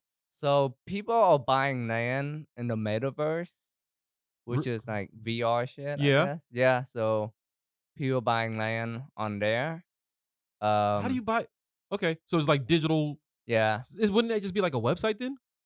So no, how I see the metaverse is right. It's like you know how we log on Facebook and Mhm. we kind of have like our avatar we post shit. Right. Imagine logging into Facebook as a character that can run around in the digital world and you have your friends there and shit. So you could do like digital stuff that you wouldn't be able to do. So you can own like a spot of land in the metaverse that only people that you invite in can come in. Yeah, pretty much, yeah. So And that's like a fucking chat room. yeah, it's like a chat room, but I guess people are trying to like sell a product in different way. You can make money off anything, I Dude, suppose. I'm kind of scared of the metaverse. I feel like they're pushing this onto us, like Do you with Facebook have you and done it? Instagram. I haven't done it. I'm scared to go there. I don't want to go there. Yeah, I don't want to go there neither. It's like, dude, real life is like I'm already living in a metaverse. Why do I have to be a person there? So now I have to deal with my metaverse life and my real life. Yeah. Yeah, what happened? Like I'm the shit in my metaverse life, but in real life, I'm just, you know what I'm Yeah. saying? Yeah. You're a fucking nobody. Yeah. So why do I want to go metaverse and then stunt? Have you seen the movie Ready Player One? Yes. That, well, That I think like, that's the metaverse basically. yeah, I that's like a that movie. metaverse. Yeah, I don't want to be in it, but I mean the real world was shitty yeah. The in real that world was movie. shitty, right? It was like trailers stacked on dystopian. top of each other and Yeah, shit. It was shitty. yeah. So I think the danger of the metaverse is you can get sucked into a metaverse to where like you don't care about stuff that's going on in real life. So real life is going to deteriorate while everybody's trying to get shit in the It's a metaverse. You know what I distraction. mean? It's a It's distraction. a distraction. So that way, because it's like your real world might be Yeah. shitty, Yeah. but there's somebody making money off of this, and their real world Yeah. is pretty fucking nice. Yeah. And they're kind of controlling and dictating the terms of your real life, but you don't give a fuck because you're in the metaverse. Yeah. You know what I'm saying? Yeah. Like it doesn't dawn on you that you're So, living 7 trailers high. Yeah. Because so crypto and NFT is going to be big in the metaverse. Because like when people give you an NFT, it's like a digital transaction. oh, So they so give it to a digital character. okay, so then if you're in the metaverse Yeah. and you can display your NFT, which is artwork, Yeah. in the metaverse. Yeah.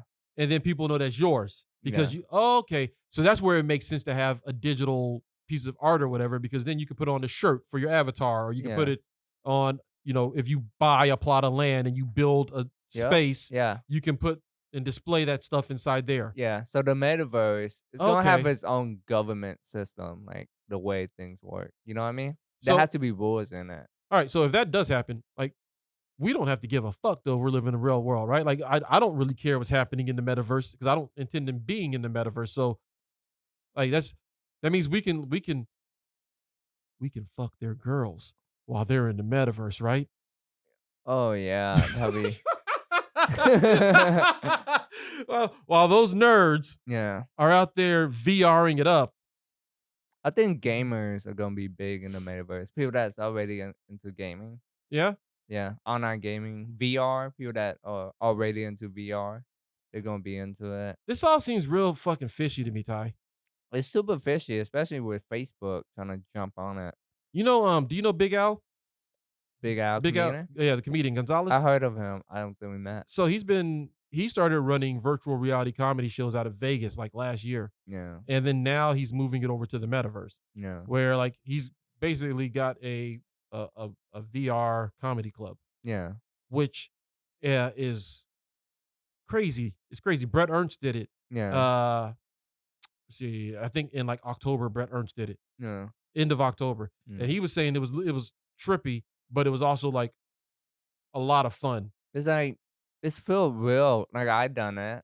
And it feel like you feel You did a VR nervous. comedy show? Yeah. Like I strapped into the VR and I was like a pixelated block character. Yeah. Like a Minecraft character inside a comedy club. And there's people in there that know each other, so they talk to each other and shit. When you go up there, it's real people reaction, people laughing and shit. It didn't feel like you were doing a Zoom show? It felt more real than a Zoom show, like way more real. Really? Yeah. Huh. And were Yeah. you able to like interact with the audience? They could hear me. I could hear them laughing and talking, but I didn't know anybody because like I don't know who they were, like behind their avatar. I Yeah. don't know the real person. But like, we don't know the real people in the audience when we perform now. And if somebody says something, we can interact with them. You can, yeah, but they quiet down when you tell jokes and shit. Do they? Yeah, like I just did like really dirty one-liner, so like I had some groans and some shit like that. Huh. Would you do it again? If they pay me, but I prefer real life. I'd rather go to an open mic than do a VR shit in front of a bunch of people. To be honest, Say they gave you 20 minutes VR or an open mic. Which one would you take? A live open mic. A live open mic versus 20 minutes VR. live open mic for Yeah. sure. Yeah, because VR is like, well, VR is good to see if your jokes work like structurally, because Mm. like they can't see you that much because you're a block character. You can't really like do facial expression. And they're just basing you off of like your jokes and your voice, so they think about like who you are, you know. So yeah, I'd rather do it in real life. I don't want to get stuck into that. I can see VR as being good for educational stuff. Yeah. Like instead of teaching people through Zoom, you could hop inside digital world and you could show them example of like shit. You could just make like a board appear, a board, or like you can make stuff appear while you're teaching it. Okay. Actually bring up videos of the back Yeah, up what you're yeah, talking about and shit like that. Yeah. So That would, you know what? That would be cool. that'd be cool, right? So it's a tool, right? And as a tool, you could use it for good or bad. But I think a lot of crazy stuff is gonna happen because we're gonna experience everything. Yeah. Yeah. So There's going to be a dark Metaverse. Yeah, like, maybe somebody trafficked people in the metaverse or some shit. I stole your avatar, nigga. You were trafficking, yeah. You got to pay me $20,000. You want to get your avatar back, homie? People do that. That's nuts. Yeah. Is that where we're going now? You think this is the direction we're going, where we're gonna start moving more to this digital virtual reality? Dude, I think like with crypto and everything, here's how I knew crypto is gonna be the future. Cause 90% of the rich people own all of crypto. Hmm. So if crypto become a new currency, guess what? People are still gonna be poor. The people that don't know, like The people that are late to the game. late to the game or they're in the game, but there's like they hear so much bad news that they sold their bag. You Mm. know what I mean? It's Hmm. like, yeah, because like the price of crypto go up and down. It's very volatile. So, is it still worth getting into crypto right now? Um, right now, it's very uncertain, so I wouldn't like advise anybody. Really? Yeah, it's like I think it's good if you could like have money, throw it in there, and not check the news about it, and wait like 5 years later 5 years? or like 2 years. Really? Yeah, How long have you been investing in crypto? since the start, I was in stock since the start of the pandemic. I was really into stock, and then from that, I moved on to crypto. So about a year and a half. Did you start with Bitcoin? Uh, I didn't buy Bitcoin. I bought Dogecoin and other coins. None of my holding are in Bitcoin. Bitcoin is the most solid one, but the other one have potential to like give you more gain. But they also have the potential to go zero, so it's more dangerous, riskier. Got you. Yeah, Is it more volatile than like the stock market? yeah, more volatile. I mean, but the stock market is made up too. It's made up. Like All of this shit is made up. it's made up. Like human, we made up shit. That's why we have influencer to influence people. Like stuff that we made up. Isn't that crazy?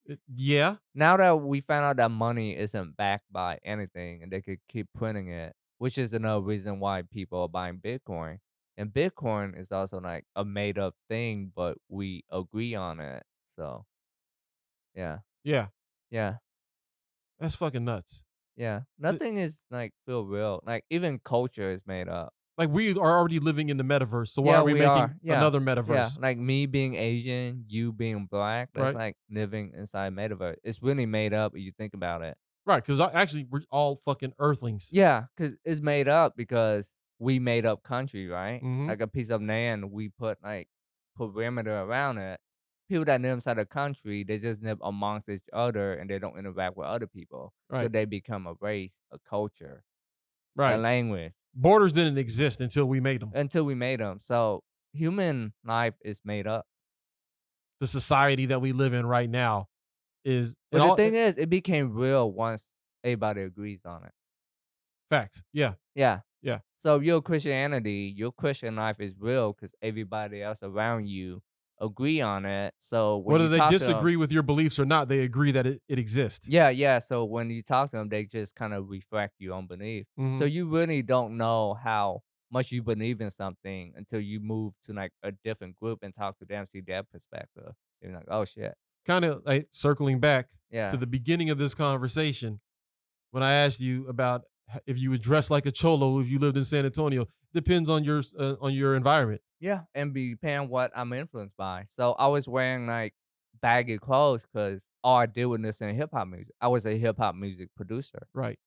I did that for a good portion of my childhood till I grew kind of like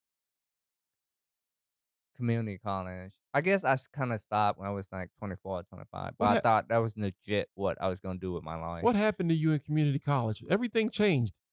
Everything changed for you in community college. Did you get snatched up? Are you a No, clone? Were you swapped out? um, I guess my mind kind of opened up more into like how like everything in society is like control. So in community college, I was really into conspiracy theory Mhm. about the Illuminati and shit. Yep. Yeah. And I have a black friend who is my best friend. He always like let me watch or documentary on YouTube Mhm. about how like evil white people are enslaving black people and shit. I didn't have any white friends for like a long time till I started doing stand-up comedy. Till you met Chris Castles? Uh, Not really. I was cool with other comedian. Like, it gave me a chance to interact with white people, and I guess it showed that they're just normal people. They're not evil and shit. Yeah. Yeah, but before that, I really didn't fuck with white people 'cause it's a subconscious belief that's like, I wouldn't like talk to a white person and be like, "You're evil," but my mind is like, it's subconscious, so I'm not aware of it. In the back of your mind, you going to crack a motherfucker. It's not. It's so like even in the back of my head, it's like so like subconscious where you know how like when you step on land, right?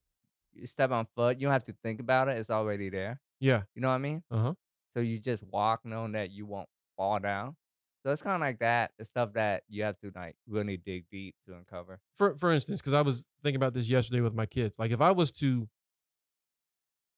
every day just slap my son in the forehead, Yeah. and my daughter watched every day me slap him in the forehead, Yeah. eventually she would just start slapping him in the forehead. Yeah, that's true. Not Yeah. because she thinks less of him, Yeah. but that's what That's she's seen. normal. That's normal. That's what she's seen done. So subconsciously, it's put in her head that, yeah, you're supposed to slap him. It's okay. Yeah. She's not going to think anything of it. It's not going to be wrong or right.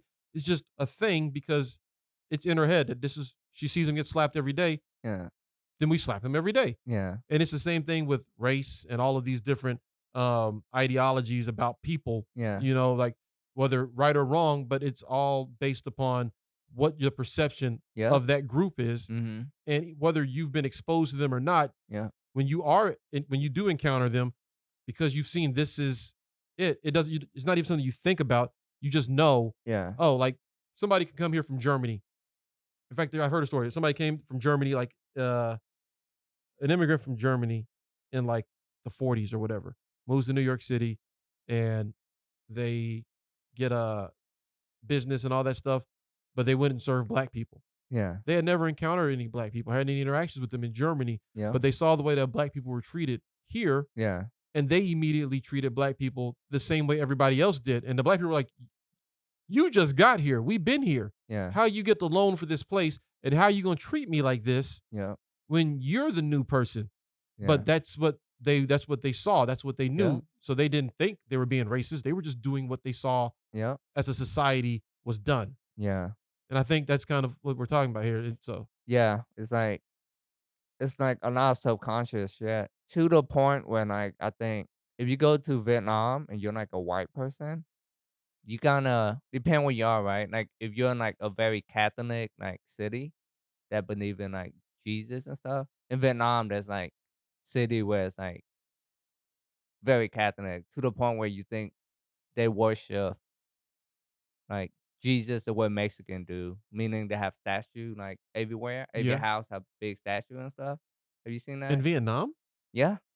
okay, In this I didn't city know. that I was like born and raised in. It's called Bien Hoa in Vietnam. It's mostly like Catholic and shit. Really, Yeah, so every house you go to, so many like an obsessive amount of statue of Jesus. I assumed it was all like Buddhism over there. Nah, that's another different fraction. No shit. Yeah. But that's another Buddhism too. But mostly it's like a different type of God. It's like folklore like religion. That's most of it. Hmm. But where I'm from is like a lot of all Catholicism. Catholic. Yeah, so they would live in like the same area too. Yeah, to the point where it's like, you know how like all the statue of Jesus were like white and shit and Mhm. all the painting and stuff?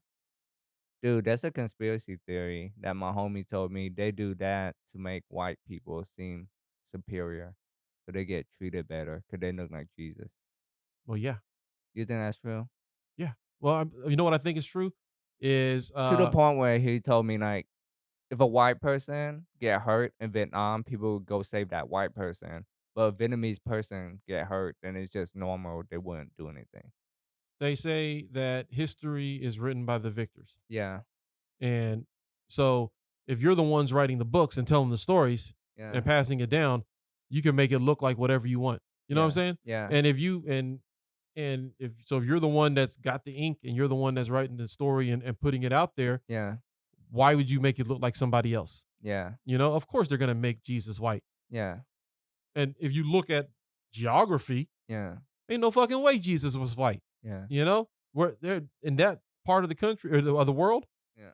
people naturally aren't born with that skin tone, Yeah. with that hair. You Yeah. know, they're gonna look more like me or more like um uh somebody from the Middle East. He's gonna look more like an Iraqi person or something like, you know what I'm saying? Yeah. They're gonna have he's gonna be darker. He's gonna have coarser hair because that's what you find there, Yeah. right? To think that Jesus was this dude walking around looking like goddamn Matt Damon, Yeah. that's fucking preposterous. Yeah. But they've put that out there, and it's been believed for centuries, Yeah. you know, and people just went along with it. Just Yeah. went along with it. But at this point, like everything else we said, it's all fucking made up. It's all made up. I'm not saying, hold on, I'm not saying Jesus is made up, but it's all made up. You know what It's I'm all saying? made up. And All- I think if Jesus exists, he wouldn't want it to be in the Bible. Like his stuff is so different from everything else in the Bible. You just read about his part in the Bible, it's different from all the crazy shit, Revelation, and all the other shit about God sacrificing his son and stuff. Yeah. None of that was the stuff Jesus was talking about anyway. Yeah, he was spitting that real love shit. Yeah, yeah. To where he don't want any of his shit written down. He was just draw stuff in like the sand. Cause he don't want like people to like he knew that people gonna fuck it up. Which they did. Yeah, so anything written is not by him. So it's by That's why they have the book people. of Matt, the book of fucking yeah. Mark. Yeah, and they just threw all that in there. Yeah, that and you have shit. nothing in the Bible is Jesus writing. It's always somebody else's Somebody account. else, Somebody yeah, else's account. account of what Jesus said. Yeah. Never Jesus going, hey y'all, so this is what you got to do. Yeah. 'Cause He never Jesus, did that. yeah, the thing that he did do was write in the sand. Like that's what he was known And he for. spoke. Yeah, and he spoke. Yeah. It was all verbal. Yeah. It's all verbal. Ty, this has been a dope ass convo, bro. Oh, thank you. It Yeah. went from FUBU to That's what we do. society brainwash. This like, you know what time? Yeah, that's what the fuck we do. We could, I mean, real talk, we could keep going on this shit. Oh, yeah. But we can't have people listening to this shit for fucking 3 hours, or can we? Or Turn can it we? into a conspiracy theorist. Turn it into a QAnon. Here's the thing. But there's a dangerous side of conspiracy theory, though. Absolutely. And Like, I mean, look, like you just said, look at QAnon. Look at Yeah. how crazy that shit got. Look at January 6th last year. yeah, That's the dangerous side of conspiracy theories, when people believe shit to the point that they act on it yeah, and they haven't done the research. yeah, You know? yep. To Uh, me, it's like, you could even believe in it. I'm cool with conspiracy theories. But if you're acting a way that hurt people, then you're just like the people that you're conspiring against. Yeah, you're no better than the people. Yeah, that, you create your own tribe of people Mhm. with your own belief, and then you act out on it. Absolutely. No, Yeah. it's okay. Like I don't want to say a conspiracy theorist. I mean, like this show started based off of Gray Area was started by all of these conspiracy theories Yeah, and wanting to like talk to people and get their point of view and yeah, have conversations with people that believe shit that may be contrary to what we believe. yeah, You know, hell, me and Chad didn't believe the same shit. yeah, You know, we were aligned on some things, yeah, but that was the whole purpose, so that we can have conversations that with people that have contrary perspectives yeah, and find that middle ground. yeah, Or even just to I got into QAnon when it very first started.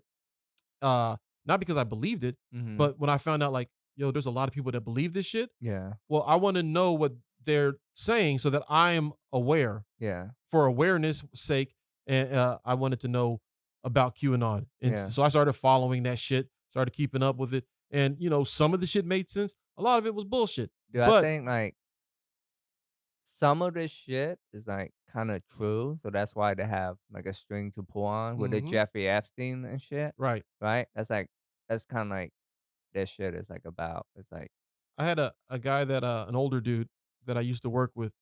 We just like reconnected on Instagram a couple weeks ago, and last week he sends me just randomly a video, like a link to a podcast, and it's all Trump has the answers, COVID's on the way out, blah blah blah. And I was like, yeah, and I'm like immediately I'm like, oh, okay, he's on that shit. yeah, But I watched it, yeah, and I watched it because I want to know what people are saying, so I'm aware. You know what I'm saying? Yeah. That's you can't. I don't want to Good. get caught with my pants down. yeah, You know, where if shit pops off and it's like everybody's like when January 6th happened, people were like, yeah, "How? I didn't even know." It's like, "Oh, you didn't see this coming?" Yeah. So, and it's like an hour-long podcast, and the first part of it was a lot of stuff about the pandemic and the Yeah. medicines and all this, and I'm like, yeah, I've heard a lot of this stuff before, and Yeah. this is kind of like reinforcing things that I've heard Yeah. from other sources that weren't this. So when you start hearing things from different sources, then you're like, there must be some smoke there. Where there's smoke, there's fire, Yeah. right? So I'm like, that's cool, and I'm like, all this stuff about the medicines and the vaccine, okay, I get it. But then if flips from that to and with all these facts we presented to you, this is why January 6th didn't happen the way it is. Like, hold on, what the fuck are you talking about? Like, Yeah. it went from like dropping like some level of knowledge about COVID and vaccines to January 6th was a hoax, and it was Yeah. like, how the fuck? But there are people that Uh-huh. believe all that stuff, Yeah. that believe that COVID is a hoax, the vaccine is a hoax, January 6th didn't happen. Yeah. And there's a lot of people that believe that shit. Yeah. And for people who, like myself or you, it's like if you don't know that they exist or what it is exactly that they believe, Mm-hmm. then you're passing judgment on people Yeah. without having any knowledge of where they stand or Yeah. what they really stand for. Yeah, I can see why people believe in QAnon and Trump, but the danger of that is you're repeating the same cycle, which is putting all your hope in one person, Mm-hmm. right? Mm-hmm. Like putting all your hope in Obama, you're putting your hope on a system. Yeah. So I see Trump more than a person. He's like a system, He is a uh system of beliefs, like he's risen above just being a person now. a person. Yeah, he's You like know, Now they say things like Trumpisms, yeah, or you're a Trumpist, or now it's grown beyond that, and that's dangerous. yeah. I When think it's dangerous when you put all your power and faith into one human being when all that should be in you.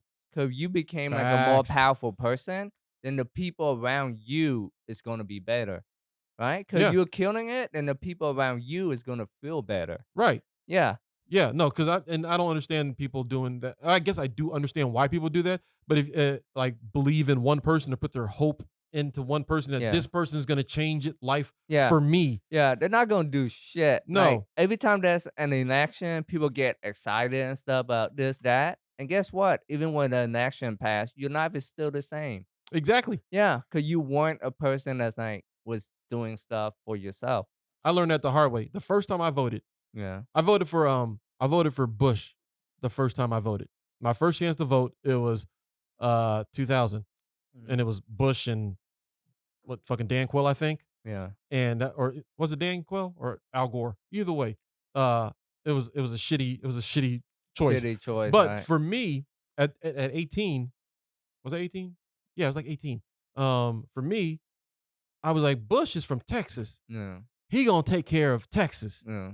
Ignorance, Yeah. right? So I was like, I'm voting for George Bush because he's gonna take care of Texas. He's from Texas. We gonna be doing good out here. Yeah. And that was mad ignorant Yeah. because he doesn't give a fuck about Texas. Yeah. He's the president now. Yeah. He's thinking about other bull. He ain't give a fuck about that. He Yeah. didn't give a fuck about us when he was the governor here. I Yeah. didn't know that at the time. No. But I was like, I put my faith in this dude who's from a place that I'm from, Yeah. and that's ignorant. Yeah. You know what I'm saying? And at that point, it's like, yo, I can't Good. rely on a politician to make Hell my life no. better. Hell no. Cause like to me, it's like no matter who you vote for, it's like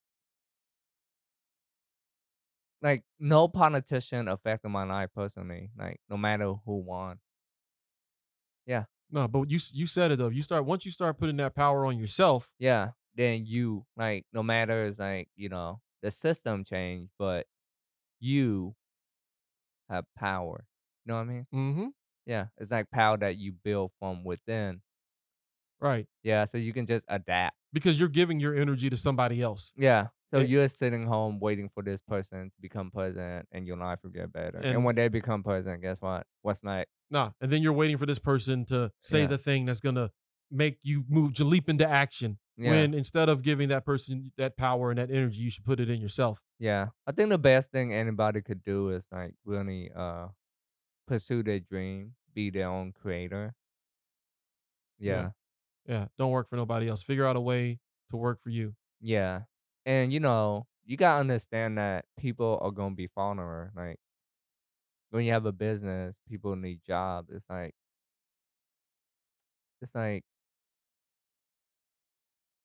most of the people are followers. Most people are. Most people are sheep. We start out as followers and sheep, right? Mm-hmm. That's how we learn stuff. Like we're like, oh shit, Following your parents. yeah, or like superhero, like LeBron James or Don't- any. Don't follow LeBron James. Yeah, but you see what I mean, like LeBron James, Michael Jordan. People still worship Michael Jordan. Thank God Charles Barkley came out and said, I ain't no role model. Yeah, You know, it was Yeah. like that honesty. That's why I fuck with Charles Barkley, yeah, because he came out when I was young. I ain't no role model. You children shouldn't be looking up to me. They should be looking up to you. yeah. That's why don't even want people to look up to me. You know? Right. Yeah, because it's kind of put under pressure and like shit. I fucked up. I make mistakes. Man, as a father, let me tell you, it's hard enough just trying to live a life for my kids to live up to me. I don't know how I don't know why anybody would want a whole generation of people to look up to them. Yeah, It's hard enough just trying to set an example for my 2 kids, yeah, let alone for thousands of other people and their kids. yeah, Nah, man, just take care of you. Take Yeah. care of you. Do you live the best life you can, yeah, and set an example for your tribe. And when I Yeah. say your tribe, I mean your children, your family, your people around you. yeah, You know, don't try to influence the world. yeah. Even though I'm sitting here on a podcast reading ads for fucking shit that I want people to go check out and whatnot. Like, but honestly, like, you got to do you. Yeah, You got to do you. And if people want to follow you, if you live a life that people want to follow, then that's good, but don't do it so they follow you. yeah, yep. Then you're just making up stuff to appease to them, That's right. and that's what politicians do. Motherfucker. Tai Nguyen, thank you for coming on the Gray Area, brother. I appreciate it. Where can people find you if they're looking for you? They can find me on Instagram, Tai Nguyen with a Z at the end, and you can check out my stand-up comedy special, Pigeon Confetti, at TaiComedy.com. Appreciate you coming on. And as always, guys, you can follow me at _Aaron Cheatham on both Instagram and Twitter. And follow the podcast at Podcast the Gray Area on IG and Podcast Gray Area on Twitter. All that shit's going to be changing soon, though. But if you want to jump on the bandwagon now before it all flips, you're more than welcome to. But for sure, if you want to keep up with whatever we're doing, you can always follow me _Aaron Cheatham. And until next time, thank you guys for being here. Please be kind to each other. Take care of one another. And here's mud in your eyes. Peace. Thanks for listening. You can find more episodes and all of our other Hot Pie Media originals baked fresh daily at our home online at hotpiemedia.com, the Hot Pie Media YouTube channel, or wherever you listen to podcasts.